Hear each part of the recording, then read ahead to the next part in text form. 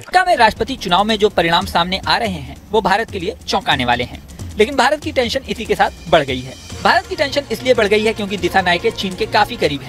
श्रीलंका के नए राष्ट्रपति अनुरा कुमारा दिसानायके होंगे और आज वो श्रीलंका के 9वें राष्ट्रपति के रूप में शपथ लेंगे। इनके बारे में सबसे इंपॉर्टेंट बात आपको जो जाननी चाहिए कि ये एक मार्क्सिस्ट लीडर है। अनुरा कुमार के आने की वजह से इंडिया के लिए संकट और बढ़ जाएगी। क्या चाइना का इन्फ्लुएंस इंडियन सब कॉन्टिनेंट में और बढ़ जाएगा, या जयशंकर और दोवल ने ऑलरेडी इस बात को प्रेडिक्ट कर रखा था। अब दिसानायके अगर श्रीलंका में राष्ट्रपति पद की कुर्सी संभालते हैं तो उनकी नीतियां क्या होंगी, ये भारत के लिए देखने वाली बात। और इसलिए इनकी हमेशा से बात रही है कि इंडिया से हमें दूर होना चाहिए। बांग्लादेश में, पाकिस्तान में, नेपाल में, ये सारे कंट्रीज, मालदीव्स में, ऑल दीज कंट्रीज जो इंडियन सब कॉन्टिनेंट के हैं, यहाँ पे प्रॉब्लम्स आते हुए दिख रही है और इंडिया के लिए समस्याएं बढ़ चुकी हैं। तो सामने पाकिस्तान के मीडिया पर आपने शायद ही ये खबर सुनी होगी कि श्रीलंका में प्रेसिडेंशियल इलेक्शन हो रहे हैं।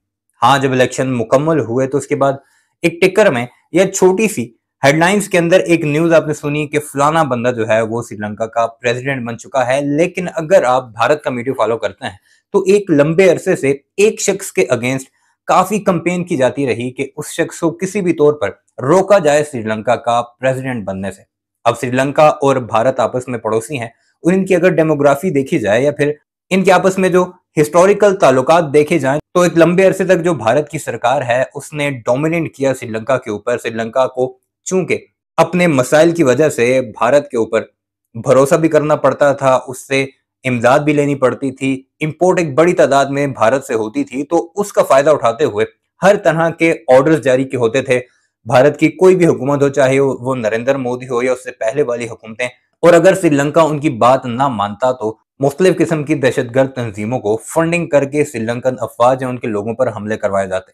लेकिन फिर आहिस्ता आहिस्ता हालात चेंज होते रहे, श्रीलंका के लोगों में भारत के लिए नफरत बढ़ने लगी और अब जो शख्स अनुरा कुमारा इस वक्त प्रेसिडेंट का इलेक्शन लड़कर जीते हैं, जिनके खिलाफ गोदी मीडिया कंपेन चलाता रहा कि इस शख्स के अलावा कोई भी श्रीलंका का प्रेसिडेंट बन जाए, क्योंकि उस शख्स ने मुकम्मल अपनी कंपेन श्रीलंका की सोवरेनिटी, उसकी स्टेबिलिटी और भारत के चुंगल से आजादी पर लड़ी है। और उसी कंपेन की बदौलत वो इस वक्त बाकायदा तौर पर श्रीलंका का 9वां प्रेसिडेंट बन चुका है। अनुरा कुमारा पहले श्रीलंका के ऐसे प्रेसिडेंट हैं जो मार्क्सिस्ट हैं, छोटी जात के लोगों को या छोटे तबके को रिप्रेजेंट करते हैं, एक मजदूर के बेटे हैं। लेकिन सबसे अहम बात जो भारतीयों को इस वक्त खटक रही है कि उनका जो झुकाव है वो सबसे ज्यादा चीन की तरफ है। और चीन की तरफ होने का मतलब यह है कि वो चाइना और पाकिस्तान के ब्लॉक में शामिल होना चाहते हैं। और उनकी इलेक्शन कैंपेन के दौरान भी उन्होंने खुलकर भारत के अगेंस्ट बातें भी की हैं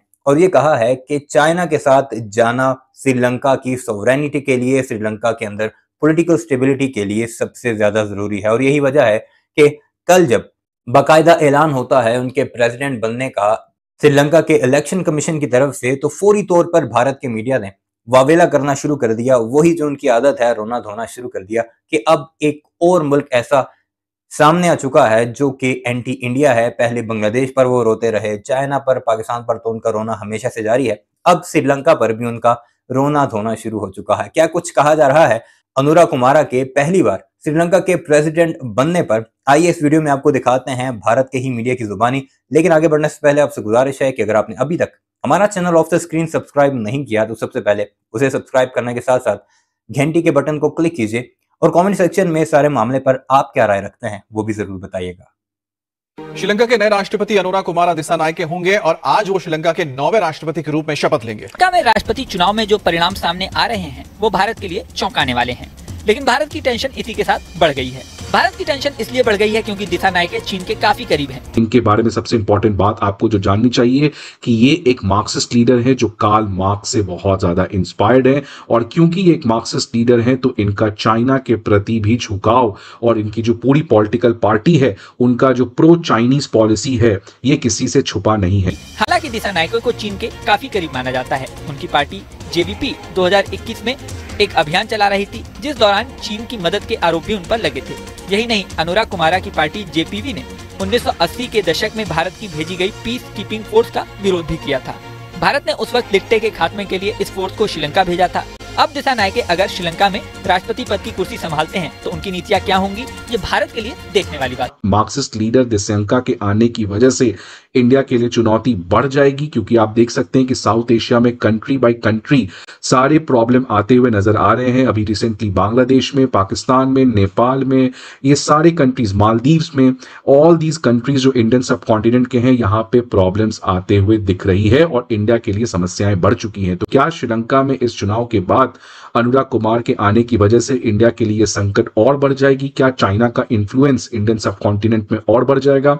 या जयशंकर और दोवल ने ऑलरेडी इस बात को प्रेडिक्ट कर रखा था और हमने पहले से इस रिजल्ट के लिए अपने आप को रेडी कर रखा था? बनने के लिए 50% वोट चाहिए और किसी भी कैंडिडेट को 50% वोट नहीं मिले, लेकिन अनुराग कुमार दिसानायके काउंटिंग में सबसे आगे रहे। ऐसे में उनके समर्थकों ने खुशी मनाना भी शुरू कर दिया है और सोशल मीडिया पर उनके राष्ट्रपति बनने के मैसेज भी उनके समर्थकों ने डालने शुरू कर दिए हैं। छुपी हुई बात नहीं है कि ये हमेशा से एंटी इंडिया पॉलिसी को अडॉप्ट करते हैं, तो इसीलिए इनके आने की वजह से इंडिया और श्रीलंका के रिलेशंस में थोड़ा सा डेटोरिएशन देखने को मिल सकता है।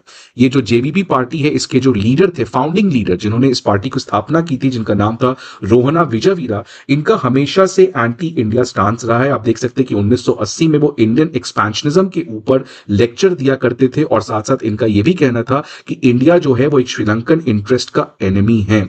तो मतलब जेवीपी और एनपीपी जो दोनों मार्क्सिस्ट विचारधारा की पॉलिटिकल पार्टीज है, इनका हमेशा से एंटी इंडिया स्टांस रहा है। इनका हमेशा से ये कहना है कि India is not good for the Sri Lankan interest और इसलिए इनकी हमेशा से बात रही है कि इंडिया से हमें दूर होना चाहिए।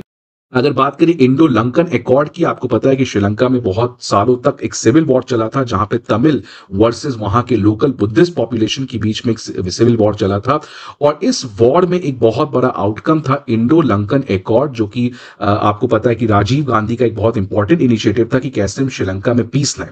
तो इस पर्टिकुलर इंडो लंकन अकॉर्ड में श्रीलंकन तमिल्स के बारे में थोड़ा सा प्रोटेक्शन की बात की गई थी और ये वहां के जो लोकल पार्टीज हैं, जेवीपी, इनको पसंद नहीं आया था और जेवीपी का कहना था कि ये जो इंडियन लंकन अकॉर्ड है, इसके थ्रू इंडिया जो है वो अपना प्रेजेंस श्रीलंका में जानबूझकर बढ़ा रहा है।